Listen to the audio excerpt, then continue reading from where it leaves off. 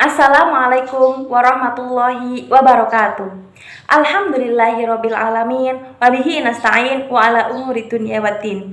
Wassalatu wassalamu ala asyrofil anbiya'i wal mursalin sayyidina wa habibina wa syafi'ina wa qurrati ayunina sayyidina Muhammad sallallahu alaihi wasallam. Yang terhormat Bapak Johar Ali MPDI selaku dosen mata kuliah Media Pembelajaran Bahasa Arab kelas A. Tak lupa juga rekan-rekan mahasiswa yang saya cintai dan saya banggakan. Alhamdulillah pada kesempatan kali ini kita dapat berjumpa secara virtual. Kami dari kelompok 3 akan membahas tentang kriteria dan penggunaan prinsip-prinsip media pembelajaran. Baik, langsung saja tidak usah berlama-lama. Saya persilahkan kepada para pemateri untuk memaparkan hasil diskusi kita. Perkenalkan, nama saya Salsabila, NIM 2219013. Di sini saya akan menjelaskan kriteria media pembelajaran. Sebelum kita tahu apa sih kriteria media pembelajaran yang baik, kita harus tahu dulu arti dari media pembelajaran. Media pembelajaran bisa diartikan sebagai alat atau komponen yang membantu dalam proses pembelajaran. Tentu saja agar pembelajaran itu berjalan secara efektif, efisien, dan sangat menyenangkan, kita memerlukan media pembelajaran yang baik. Nah, bagaimana sih kriteria media pembelajaran yang baik itu? Di sini saya akan membahasnya. Kriteria media pembelajaran yang baik yang pertama yaitu tujuan penggunaan media tersebut. Tujuannya itu harus sesuai dengan tujuan pembelajaran yang telah ditentukan sebelumnya. Yang kedua yaitu sasaran penggunaan media harus sesuai dengan keadaan atau kondisi para siswa yang akan menggunakan media tersebut. Yang ketiga, karakteristik media. Karakteristik media di sini berarti kita harus paham betul media yang akan kita gunakan tersebut. Yang keempat, waktu. Waktu ini sangat berperan penting dalam media pembelajaran. Kita harus tahu berapa waktu media tersebut akan kita gunakan, atau kita mempunyai planning media itu berapa jam kita akan menggunakannya. Terus biaya media yang baik itu belum tentu media yang mahal atau tidak harus yang mahal. Kita bisa membuat media itu secara sederhana dan murah tentunya. Yang keenam yaitu ketersediaan media tersebut. Apakah media tersebut ada atau tidak? Jika media itu tidak ada, maka kita harus mencari media lain atau media alternatif. Baik, itu saja dari saya. Lanjut ke pemateri berikutnya. Oke, baik. Selanjutnya saya Muflihun, NIM 2219017 akan melanjutkan penjelasan dari Mbak Bella ya tentang tadi kriteria pemilihan media pembelajaran. Nah, di dalam kita memilih media pembelajaran, hendaknya kita mempertimbangkan hal-hal sebagai berikut, yakni yang pertama, subjektivitas di dalam memilih media pembelajaran harus dihindari. Nah, artinya bagaimana? Artinya, seorang guru tidak boleh memilih suatu media pembelajaran atas kesenangan pribadi. Nah, untuk menghindari hal ini, alangkah baiknya guru meminta pandangan atau saran dari teman sejawat atau melibatkan siswa juga boleh di dalam memilih media pembelajaran.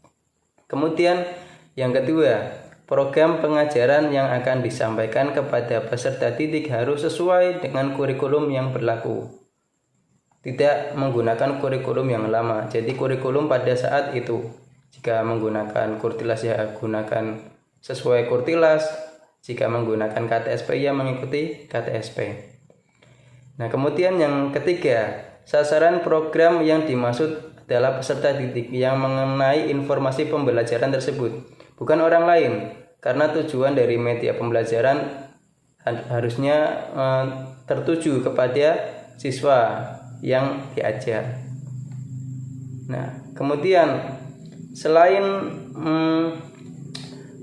mempertimbangkan faktor-faktor yang tadi, kita juga harus mempertimbangkan faktor-faktor sebagai berikut. Yang pertama, tujuan. Nah, media pembelajaran yang dipilih harus sesuai dengan tujuan pengajaran yang telah ditetapkan.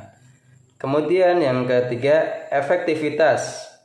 Nah, dari berbagai media yang ada harus dipilih media yang paling efektif untuk digunakan dan yang paling sesuai dalam pembelajaran. Kemudian yang ketiga, kemampuan guru dan siswa.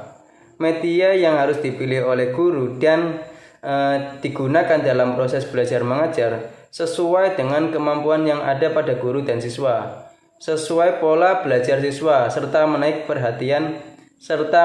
perhatian siswa, sehingga siswa lebih bersemangat ketika belajar menggunakan media pelajaran tersebut dan juga tentunya lebih memahamkan siswa.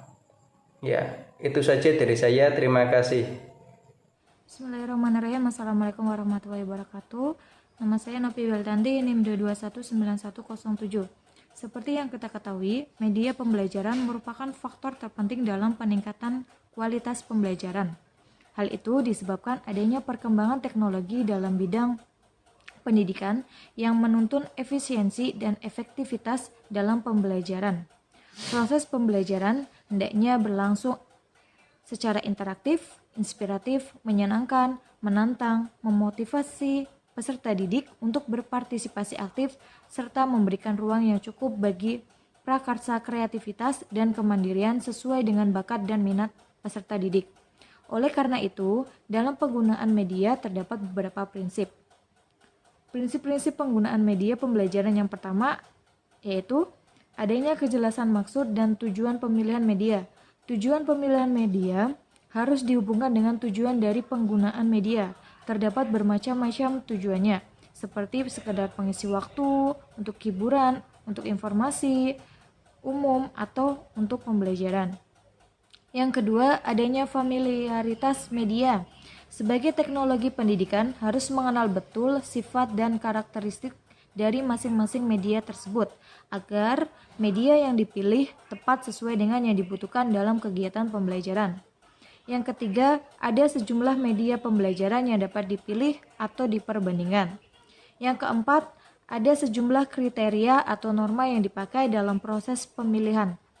Prinsip ini merupakan hal yang terpenting dalam proses pemilihan karena akan dipakai dan digunakan serta menentukan jenis media yang ditentukan. Sejumlah kriteria atau norma yang dikembangkan harus disesuaikan dengan keterbatasan kondisi setempat, mulai dari tujuan yang ingin dicapai, fasilitas tenaga maupun dana, dampak kemudian yang diperolehnya, serta efisiensi dan efektivitasnya. Sekian dari saya, terima kasih. Wassalamualaikum warahmatullahi wabarakatuh. Baik, saya Ilma Nafia, NIM 2219014. Di sini saya akan melanjutkan pemaparan materi tentang prinsip-prinsip penggunaan media pembelajaran. Penggunaan media pembelajaran dalam proses pembelajaran perlu mempertimbangkan beberapa prinsip, yaitu yang pertama, tidak ada satu media pun yang paling baik untuk semua tujuan. Suatu media hanya cocok untuk tujuan pembelajaran tertentu, tetapi mungkin tidak cocok untuk pembelajaran yang lain. Yang kedua, media adalah bagian dari proses pembelajaran.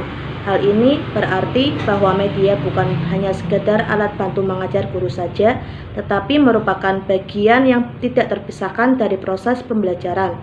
Yang ketiga, media apapun yang hendak digunakan, sasaran akhirnya adalah untuk memudahkan belajar peserta didik. Yang keempat, penggunaan berbagai media dalam suatu kegiatan pembelajaran bukan hanya sekedar salingan atau pengisi waktu atau hiburan, melainkan mempunyai tujuan yang menyatu dengan pembelajaran yang berlangsung. Yang kelima, pemilihan media hendaknya objektif, yaitu didasarkan pada tujuan pembelajaran, tidak didasarkan pada kesenangan pribadi tenaga pengajar. Yang terakhir, penggunaan beberapa media sekaligus akan dapat membingungkan peserta didik. Selain itu, terdapat pula prinsip-prinsip media pembelajaran untuk kepentingan pembelajaran sebaiknya mempertimbangkan hal-hal sebagai berikut. Yang pertama, pemilihan media harus sesuai dengan tujuan yang dicapai. Yang kedua, pemilihan media harus berdasarkan konsep yang jelas. Artinya, pemilihan media tertentu bukan didasarkan pada kesenangan guru atau sekedar selingan, melainkan harus keseluruhan proses pembelajaran untuk meningkatkan efektivitas dan efisiensi pembelajaran siswa. Yang ketiga, pemilihan media harus sesuai dengan karakteristik siswa. Yang keempat, pemilihan media harus sesuai dengan gaya belajar siswa serta kemampuan guru. Oleh sebab itu, guru perlu memahami karakteristik serta prosedur media yang dipilih. Yang kelima, pemilihan media harus sesuai dengan kondisi lingkungan, fasilitas, dan waktu yang tersedia untuk kebutuhan pembelajaran. Untuk mengembangkan media pembelajaran, perlu memperhatikan prinsip visuals yang dapat digambarkan sebagai singkatan dari kata-kata V, visible, yang artinya mudah dilihat, I, interesting, yang artinya menarik, S untuk simple, yang artinya sederhana, U untuk useful, yang berarti isinya berguna atau bermanfaat, A untuk accurate, yang berarti benar dan dapat dipertanggungjawabkan, L untuk legitimate, yang berarti masuk akal, S yang berarti struktur, yang berarti terstruktur atau tersusun dengan baik. Adapun manfaat yang dapat dipetik dari penggunaan media dalam pembelajaran. Berikut beberapa kegunaan media dalam pembelajaran. Yang pertama, penggunaan media pembelajaran dapat memperjelas penyajian pesan agar tidak terlalu verbalistik, sehingga mempermudah siswa dalam memahami pesan yang disampaikan. Yang kedua, dengan menggunakan media pembelajaran secara tepat dan bervariasi, dapat diatasi sikap pasif siswa. Dalam hal ini, media pembelajaran berguna untuk menimbulkan motivasi dan gairah belajar, memungkinkan interaksi yang lebih langsung antara siswa dengan lingkungan dan kenyataan, dan memungkinkan peserta didik belajar sendiri menurut kemampuan dan minatnya. Yang terakhir, untuk mengatasi keterbatasan ruang, waktu, dan daya indera. Sekian dari saya. Baik, itu saja dari kita. Kurang lebihnya mohon maaf. Ilaliko, Assalamualaikum warahmatullahi wabarakatuh.